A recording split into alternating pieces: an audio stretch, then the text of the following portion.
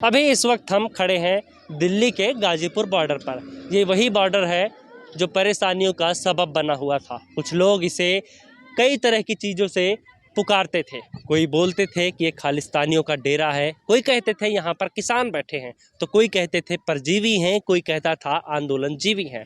एक कानून आता है और वो तमाम परेशानियां लेकर आता है सबके लिए, जो इस रास्ते से होकर गुजरते हैं उनके लिए, प्रशासन के लिए, सरकार के लिए और किसानों के लिए, जिन्हें तरह तरह की चीज़ें बोली जाती थी, जिसके बाद में तारीख दर तारीख बदलती रहती है और बैठ के चलती रहती हैं।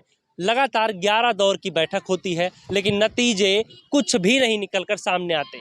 फिर एक वक्त ऐसा आता है जब सरकार और किसान के बीच सहमति बनती है। उसके बाद में फैसला किया जाता है संयुक्त किसान मोर्चा की तरफ से कि अब हम अपने घरों को लौट जाएंगे। वो तारीख है 9 दिसंबर, जिस दिन ये फैसला किया जाता है। फैसले में ये बताया जाता है कि 11 दिसंबर से किसान अपने घरों को जाने लगेंगे और आज तारीख है 15 दिसंबर, यानी कि अगर आप देखेंगे तो यहाँ से सारी चीज़ें अब खाली हो चुकी हैं। दूसरी तरफ अगर आप देखेंगे तो वहाँ भी आपको पूरी साफ़ सफाई दिखाई देगी।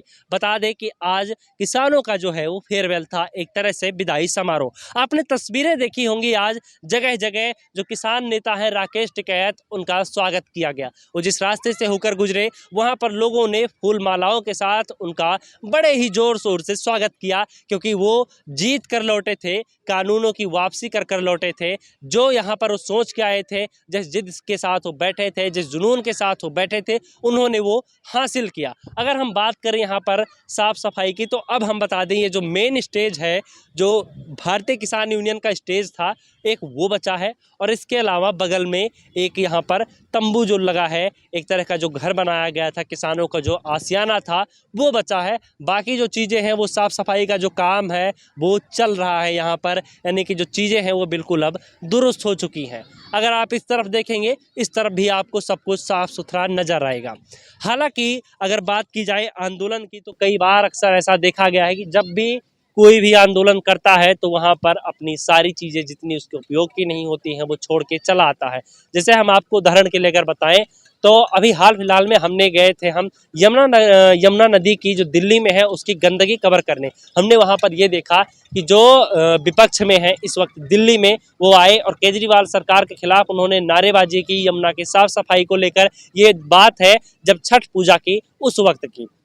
वहाँ पर उन्होंने तख्तियों पर लिखे हुए कई सारे स्लोगन और सारी चीज़ें वहीं पर वो छोड़ गए। यानी कि कहने का मतलब ये कि जो आए थे साफ़ सफाई की बात करने, जो साफ़ सफाई का मुद्दा उठाने, वही गंदगी फैला के चले गए। अगर आप देखेंगे तो यहाँ भी किसान आए थे अपने हक की लड़ाई के लिए, और आज वो गए हैं तो आज आप देख सकते हैं कि तस्वीरें क्या कुछ हैं। यहाँ पर जो साफ़ सफाई का काम है वो चल रहा है। ऐसा नहीं है कि सिर्फ किसानों ने साफ़ सफाई की है, ऐसा नहीं कि सिर्फ प्रशासन ने साफ़ सफाई की है, इसमें सबकी बड़ी भागीदारी रही है। जितनी किसानों की ज़रूरत की चीज़ें थी वो सारी वो लेकर अपने घर चले गए। इसके साथ ही साथ जहाँ पर उनका तंबू था वहाँ पर उन्होंने साफ सफाई कर दी। इसके अलावा जो बांस, बल्ली, रस्सियाँ, तिरपाल और सारी चीज़ें जो बची वो यहाँ के जो स्थानीय लोग थे, जो झुग्गी झोपड़ियों में रहते हैं, वो लेकर अपने घरों को चले गए। उसके बाद में बचता क्या है? कूड़ा करकट, धूल, मिट्टी, जिसकी जिम्मेदारी नगर निगम ने उठाई। और अगर आप देखेंगे तो यहाँ पर नगर निगम, हम आपको तस्वीरों में अगर दूसरी तरफ लेकर चलें या